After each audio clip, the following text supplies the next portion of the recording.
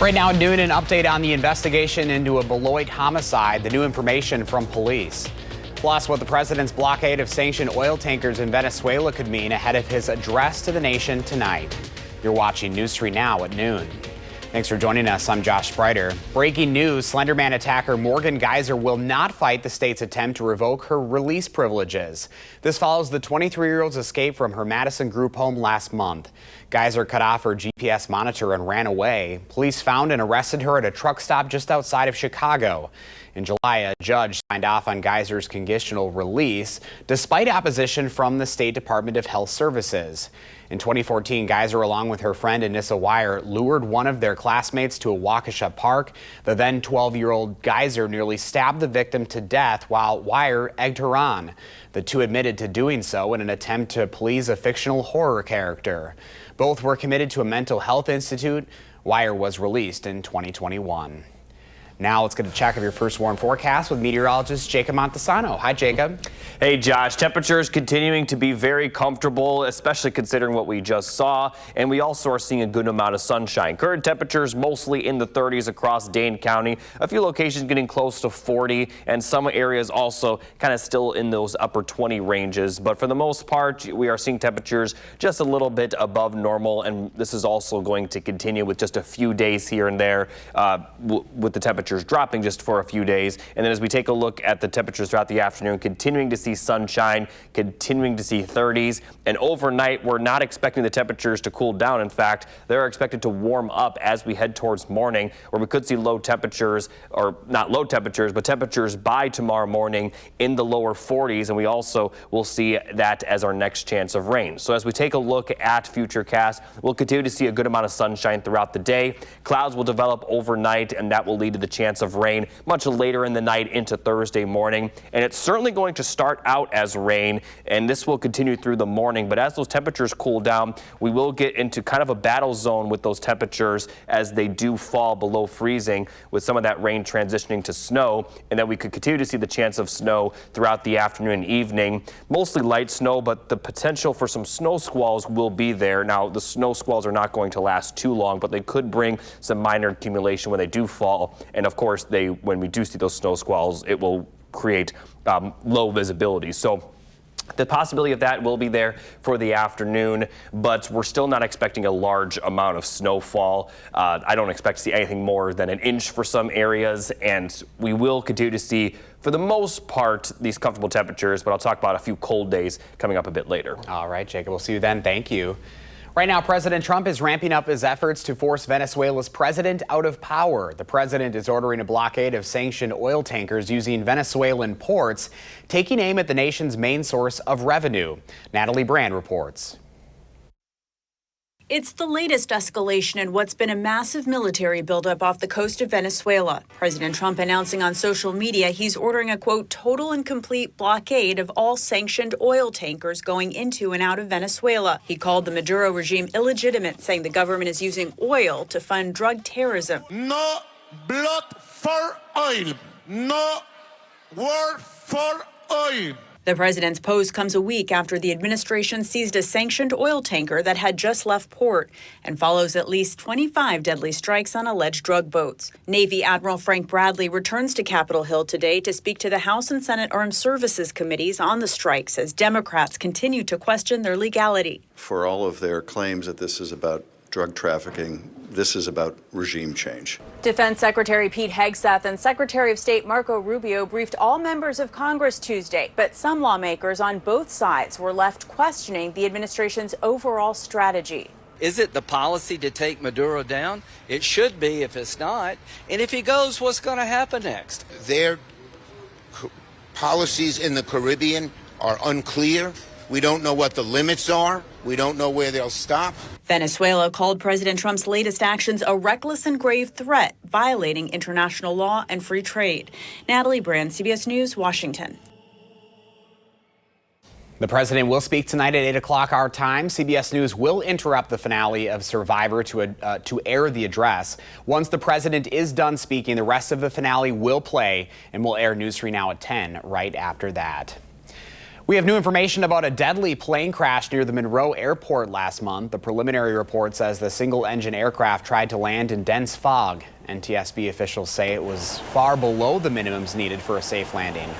Flight data shows the plane climbing and turning before striking mining equipment, roughly a half a mile from the airport.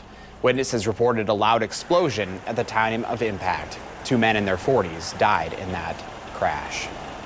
Boy, police are now confirming the person found dead in a vehicle with suspected links to a Beloit homicide was a person of interest. That homicide happened 1 week ago. Someone shot 25-year-old Ariana Phobes to death on Colony Court. Hours later, troopers in Illinois tried to pull over a vehicle with suspected ties to the shooting. The driver didn't pull over, leading law enforcement on a chase that ended near Princeton, Illinois. That's 45 minutes south of Beloit. The exact location the chase ended was at the Great Sock Rest Area on I-80 West. When officers made contact, they found the driver dead from a self-inflicted gunshot wound. Officials didn't provide that person's name. Beloit police have still not said what led to the shooting, but say it was an isolated incident. Right now, a Madison man is facing charges for disorderly conduct as a hate crime. Madison police say a 40-year-old man walked into a Jewish nonprofit on UW's campus around 6:15 Monday night. He was wearing what appeared to be a bulletproof vest and a Palestinian flag. Witnesses say the man kept a hand in his pocket as if he was pointing to a gun. No weapons were seen, and the man didn't make specific threats. Now to continuing coverage of a proposed data center in DeForest. Last night, the village board members read a draft of an agreement they'd require QTS to enter into before the company can annex and purchase 1,600 acres in the town of Vienna. This would have to include restrictions on construction and operations, funding public infrastructure, and public safety improvements, along with guardrails for water, wastewater, and storms. QTS was not there last night. The next meeting of the proposed data center is in January.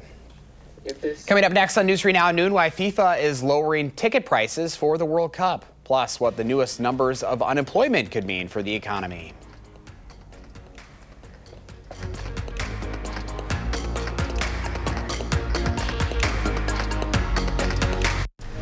You're watching News 3 Now at noon. Moving forward.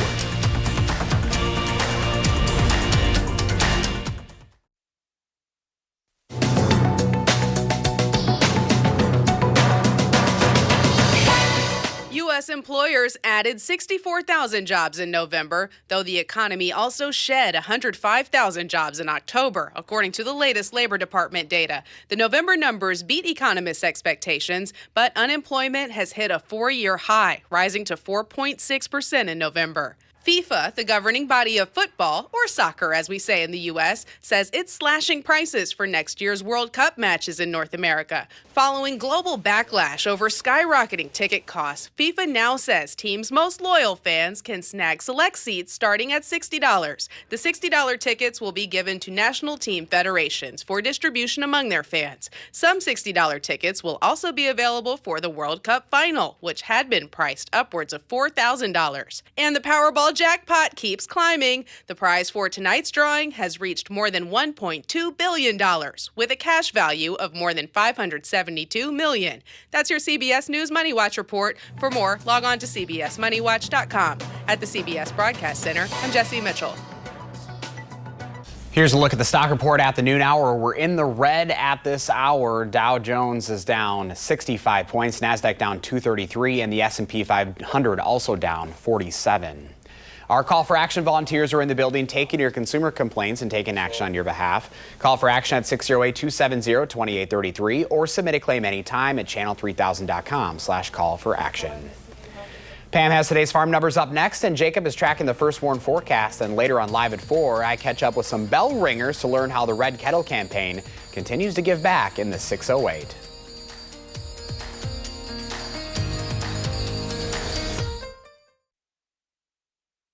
Welcome back. Let's check in now with Pam Yankee for the Midwest Farm Report. Hi, Pam. Hi, Josh. Today we want to focus in on dairy consumption. It's the holiday season. We all know the charcuterie boards are going out. Cheese boxes are a gift. In Wisconsin, we pay attention to consumption, and it's been going up. Not necessarily reflected in our Wisconsin Dairy Farmers Milk Check, but still I wanted them to see that their messages are working. Take, for example, butter. Butter consumption. Now, these are 2024 numbers, but we see the same trends in 2025. Butter consumption has really broken all the records. It surpassed all previous records with an all-time high of 6.8 pounds of butter per person being consumed. Total cheese consumption is holding very strong despite economic challenges, about 42 pounds per person.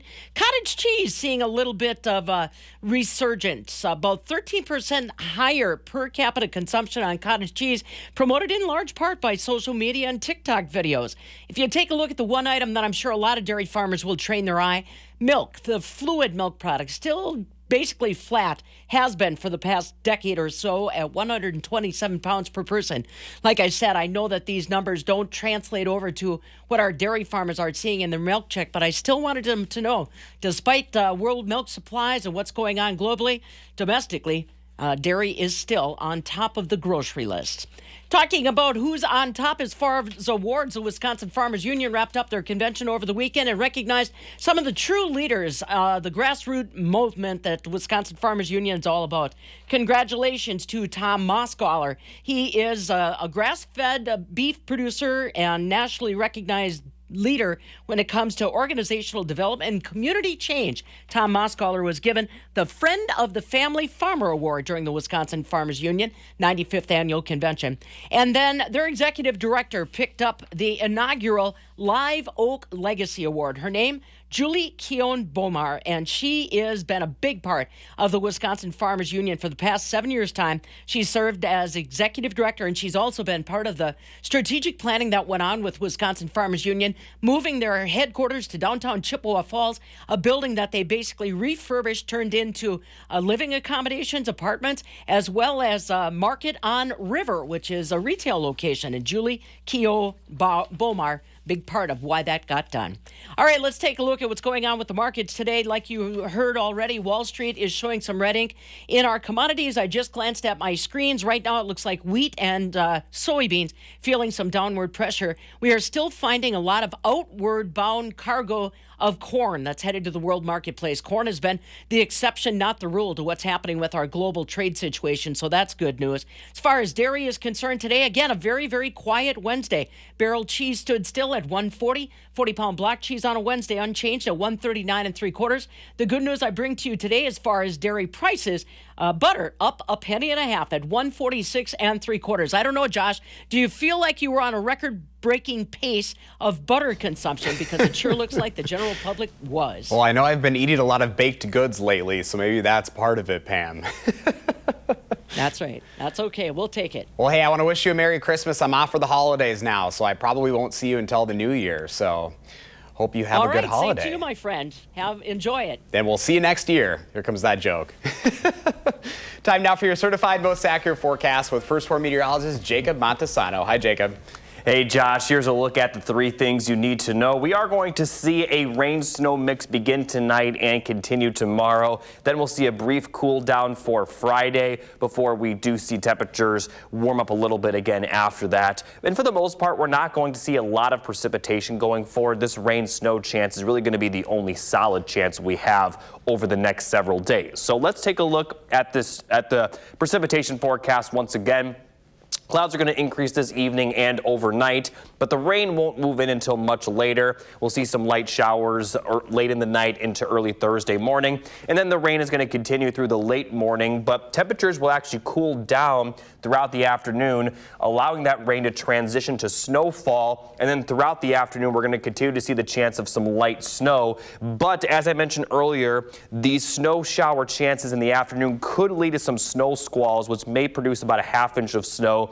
These snow squalls are very brief, sudden downpours of snowfall that don't typically last too long, but when they are occurring, they could really reduce visibility and cause it to accumulate very quickly. But again, because they don't last very long, I don't expect to see much accumulation from them Then as we get towards the overnight hours, some light snow showers may continue. And then the closer we get to Friday at sunrise, the less likely the snow will become. Now, as we take a look at the temperature change that we're going to see for Friday, we are going to drop down quite a bit, but this cool down is not expected to last too long. So looking at the wind chill forecast, they'll be in the 20s and teens throughout the rest of today and tonight, warming up into the 30s tomorrow morning. But then again, like I mentioned, we're going to cool down quite a bit for tomorrow afternoon through tomorrow evening. And then tomorrow night into Friday morning, we're expecting wind chills to drop below zero, possibly into the negative teens. Now, they will warm up back above zero for Friday afternoon and possibly into the teens before the day is over. And then from there, it's not expected to be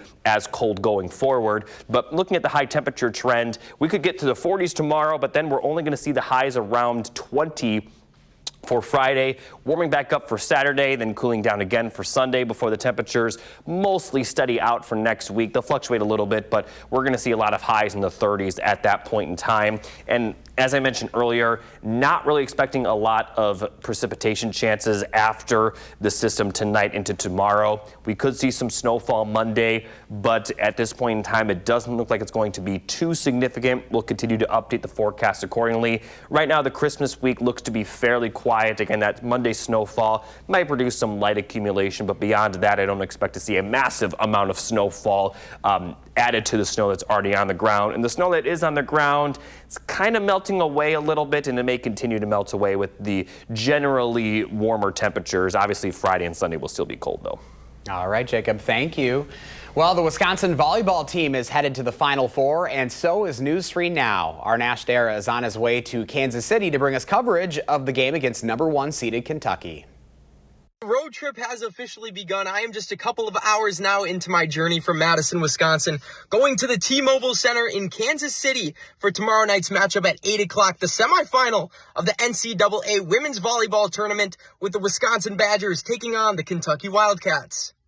Now, I am in Anamosa, Iowa, which is just about 45 minutes southwest of Dubuque. So like I said, the journey has just begun. Still about 4.5 hours left in my trip to reach my destination. But I will keep you updated all throughout the day and tomorrow as Wisconsin looks to make it to the national championship for the first time since 2021. In Anamosa, Nash Darragh, News 3 Now. Nash, thank you. On Wisconsin, you can stay with News 3 Now and channel3000.com for continuing coverage of all things Badger volleyball.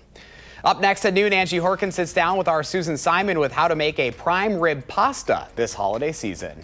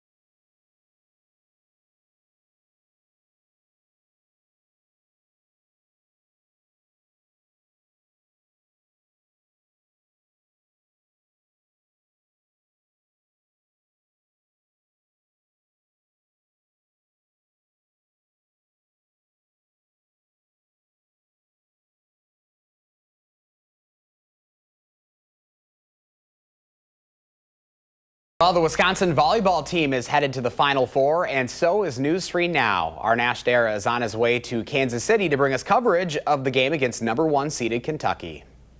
The road trip has officially begun. I am just a couple of hours now into my journey from Madison, Wisconsin, going to the T-Mobile Center in Kansas City for tomorrow night's matchup at 8 o'clock, the semifinal of the NCAA Women's Volleyball Tournament, with the Wisconsin Badgers taking on the Kentucky Wildcats. Now, I am in Anamosa, Iowa, which is just about 45 minutes southwest of Dubuque. So like I said, the journey has just begun. Still about 4.5 hours left in my trip to reach my destination. But I will keep you updated all throughout the day and tomorrow as Wisconsin looks to make it to the national championship for the first time since 2021. In Anamosa, Nash Darragh, News 3 Now. Nash, thank you. On Wisconsin, you can stay with News 3 Now and Channel3000.com for continuing coverage of all things Badger volleyball.